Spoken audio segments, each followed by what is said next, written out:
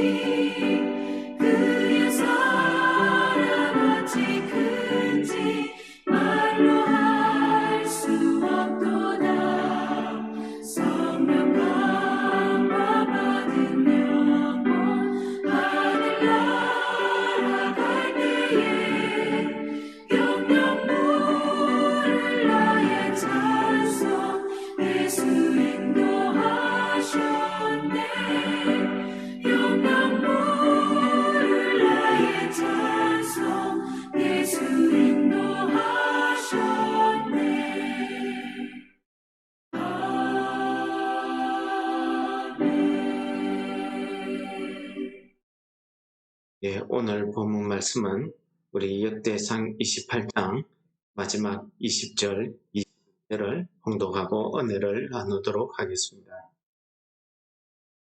또 그의 아들 솔로몬에게 이르되 너는 강하고 담대하게 이 일을 행하라. 두려워하지 말며 놀라지 말라.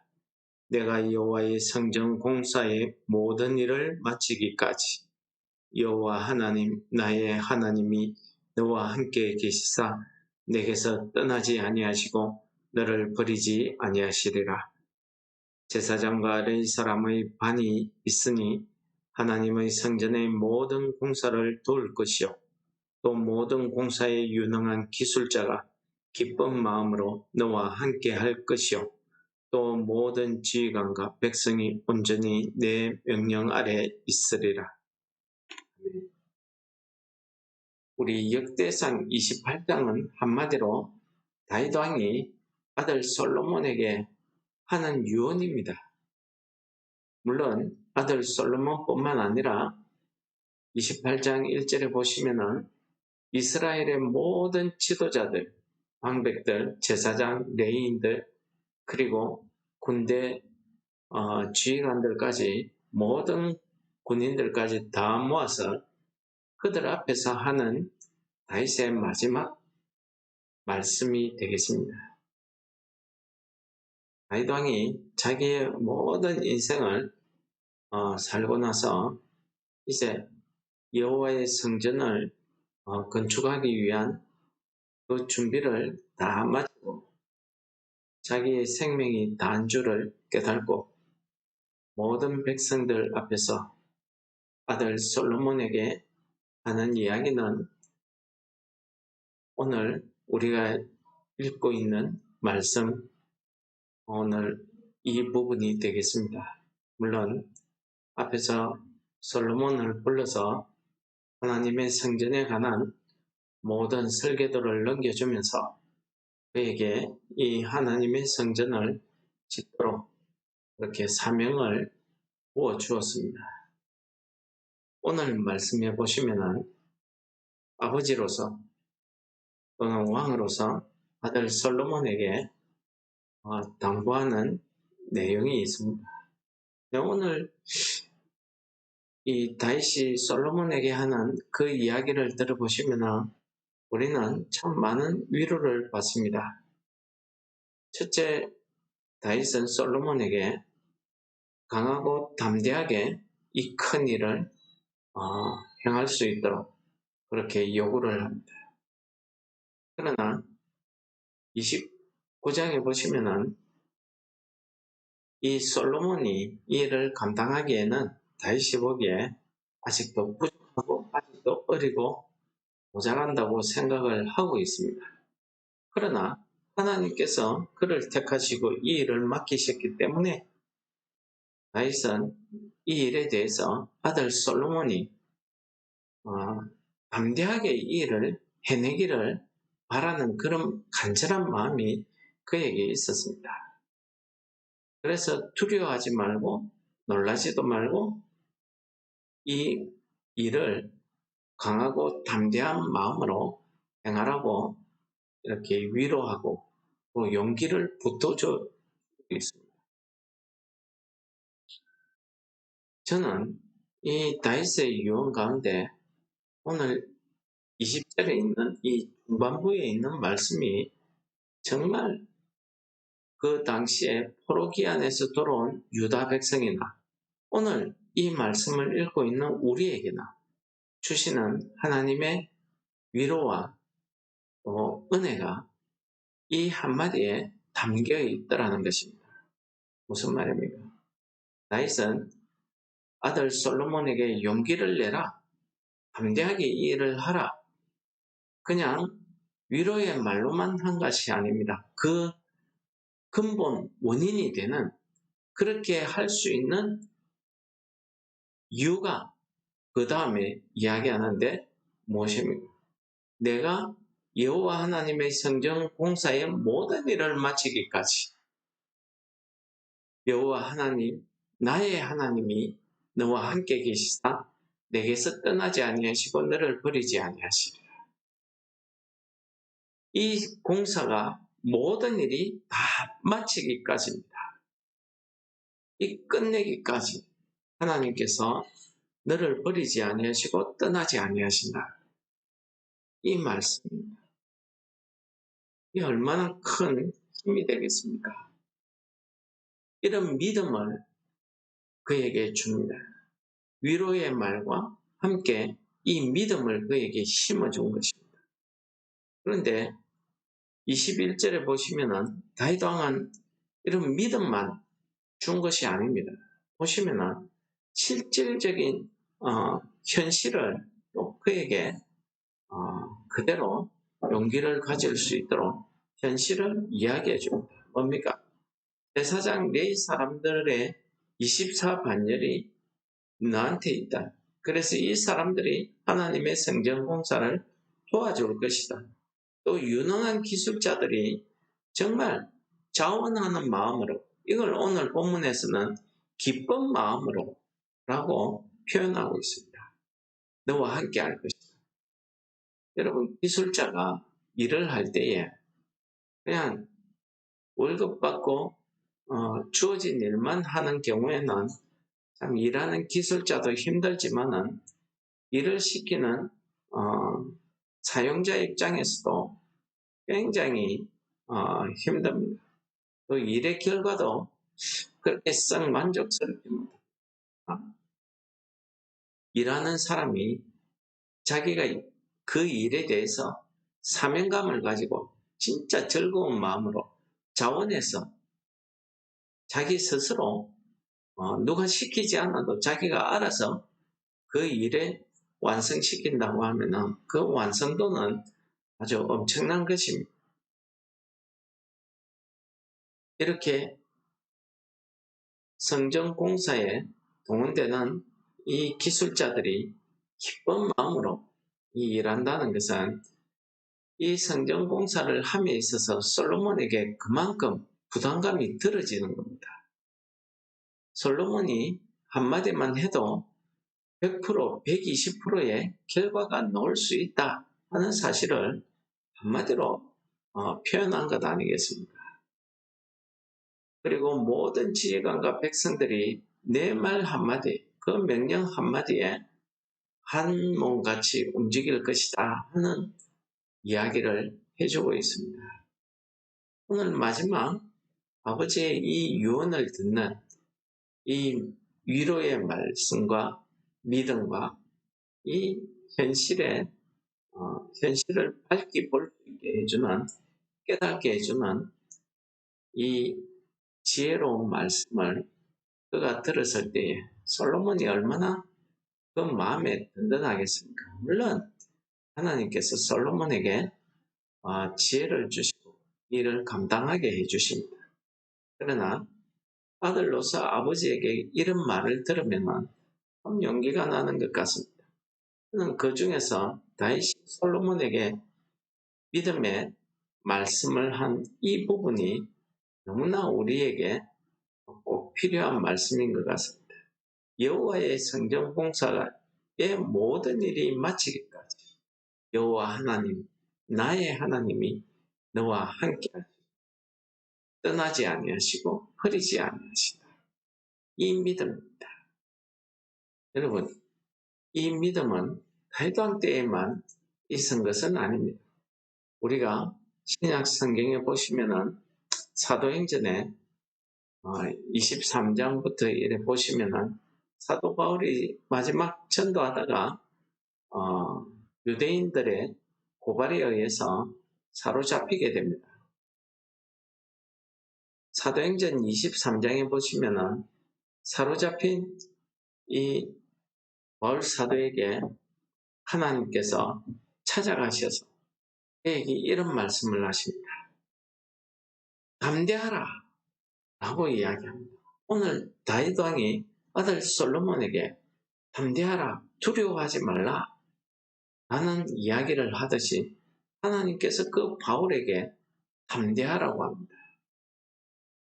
동족들에게 배신당하고 팔리고 동족들에게 매를 맞고 쫓겨다니고 언제 죽을지 모르는 위험한 상황에 처해 있는 이 바울에게, 감옥에 갇힌 이 바울에게 하나님께서 그 밤에 찾아가셔서 바울 곁에 서서 말씀하십니다. 담대하라, 내가 예루살렘에서 나의 일을 증언한 것 같이 로마에서도 증거하여야 하리라 하십니다. 이게 뭡니까? 바울 사도의 그 복음 전파의 사명의 끝은 그 당시 세계의 중심인 로마까지입니다. 예루살렘에서 로마까지 가서 이 로마에서 하나님의 복음을 증거해야 되는 게 하나님께서 그에게 주신 사명입니다. 이 사명을 다하기까지 하나님께서 지켜주신다. 그런 말씀이죠. 실제로 이 사도행전 27장에 보시면은 사도 바울이 배를 타고 가다가 물론 제수 신분으로 끌려가는 겁니다. 로마 황제 가이사 앞에 서서 재판받기를 그가 요청했기 때문에 그 당시에 분봉왕이 가이사에게 이 바울을 가이사 앞에 갈 수 있도록 이렇게 호송대를 붙여서 로마로 압송해 가는 중입니다. 그 당시에는 교통수단이 별로 없기 때문에 배를 타고 가게 되죠. 먼 길을 떠나게 되죠. 바울이 그 당시에 바다의 상황 일기를 보고 하나님의 말씀대로 바다의 풍랑이 일 것을 알고 며칠 있다가 떠나자 했는데 백부장하고 선장이 무슨 소리 하냐 하면서 항해를 강행하게 됩니다. 그렇게 항해를 강행하게 되다가 바다 한가운데서 태풍을 만나게 되는 겁니다. 배에 있는 모든 사람들이 다 죽게 되었으니까 물건을 다 배에서 던져버리고 배를 가볍게 하기 시작합니다. 그래도 태풍이 잠잠치 않으니까 배 안에 있는 사람들이 이상한 분위기가 생깁니다. 왜냐하면 로마 군인들과 선원들 그리고 제수들 이 세 종류의 사람들이 섞여서 탔습니다. 제수들은 이번 기회에 이 태풍을 틈타서 도망가려 할 것이고 또 군인들은 아예 자기 살기도 힘드니까 제수들을 다 죽여버릴 그런 생각을 하고 있을 거예요. 선원들은 어떻습니까? 이 군인들과 제수들은 상관없이 자기가 살아야 되겠다는 겁니다. 도망갈 궁리를 하는 겁니다. 이러한 수상한 낌새를 바울은 알고 있었습니다. 근데 바울이 그 밤에 그 모든 사람들을 모아놓고 이야기합니다. 내가 간밤에 꿈을 꾸었는데 하나님께서 내게 오셔서 이런 말씀을 하셨다. 그 말이 무엇입니까? 바울에게 너는 결코 여기에서 죽지 아니할 것이다. 내가 가이사 앞에 반드시 서야 될 것이다.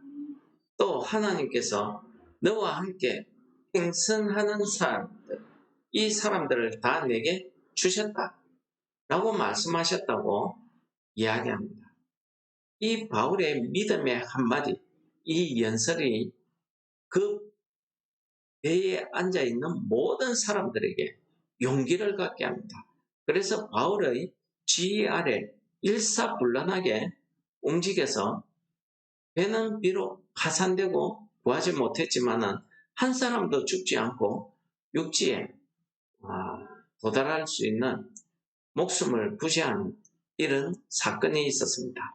그때 바울이 이 사람들 앞에서 분명히 이야기합니다. 하나님께서 하나님의 사자가 어젯밤에 내 곁에 서서 말했다. 뭡니까? 바울아 두려워하지 말라. 내가 가이사 앞에 서야 하겠고 또 하나님께서 너와 함께 행선하는 자들을 다 내게 주셨다라고 말씀하셨습니다.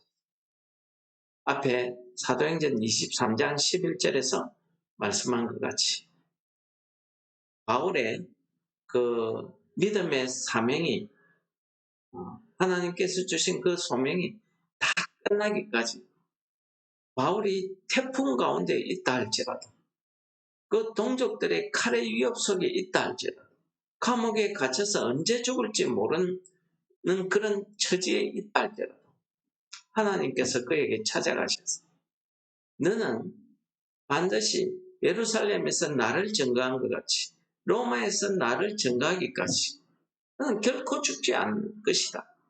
그 말씀 아니겠습니까? 이 담대함은 그렇습니다. 우리도 마찬가지입니다. 하나님께서 내게 주신 사명이 있습니다.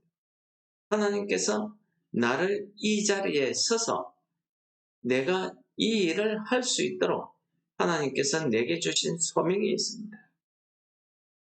개척교회를 하다가 한 3년쯤 지나니까요. 아무 변화가 없으니까 이대로 가다가 끝나는 것이 아닌가 하는 그런 불안한 마음이 드는 것도 사실입니다. 오늘 말씀을 읽으면서 하나님이 내게 주신 이 사명, 이 하명 원천교회를 세우는 이 일이 다 이루기까지 결코 끝나는 일은 없겠다. 그런 믿음의 용기가 생기는 겁니다. 비록 나이가 이제 많아서 세상적으로 볼 때는 이제 은퇴해야 될 그런 시기인데 라는 인간적인 생각이 듭니다. 그러나 오늘 이 말씀을 읽으면서 하나님께서 아직도 내가 달려가야 될 길이 아직도 남아있구나 하는 것을 깨닫게 해주신 것입니다.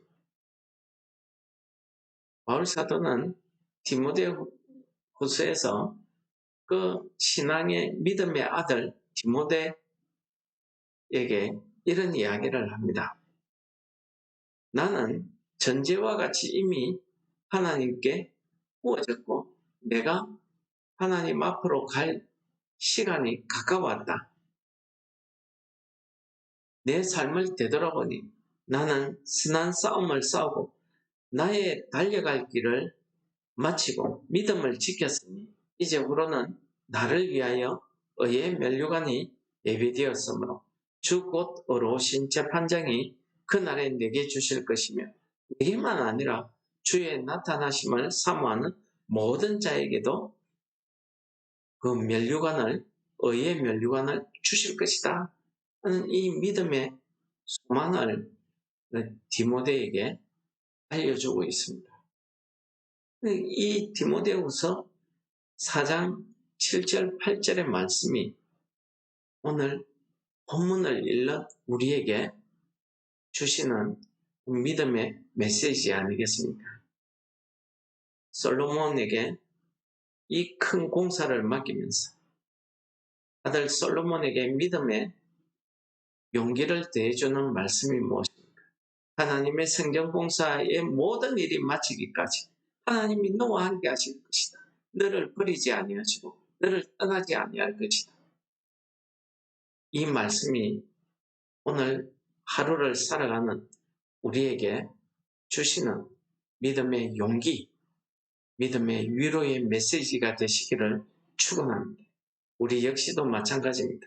바울 사도가 고백하듯이 우리가 선한 싸움을, 영적인 싸움을 싸워 나의 달려갈 길, 하나님께서 내게 주신 그 사명을 다 마치고 믿음을 지키고 하나님 앞에 설 때엔 주께서 우리에게 의의 면류관을 주실 것이다 하는 사실을 우리가 소망으로 품고 산다고 하면은 우리는 우리 앞에 놓여진 모든 시험과 어려움을 충분히 이기고 주께서 우리에게 주신 사명을 다 감당해낼 수 있는 그런 믿음의 용사들이 다 되실 줄을 믿습니다. 오늘 하루도 우리가 하나님께서 내게 주신 사명을 다 이루어 가시는 우리 성도 여러분들 되시기를 축원합니다. 우리 기도하시겠습니다.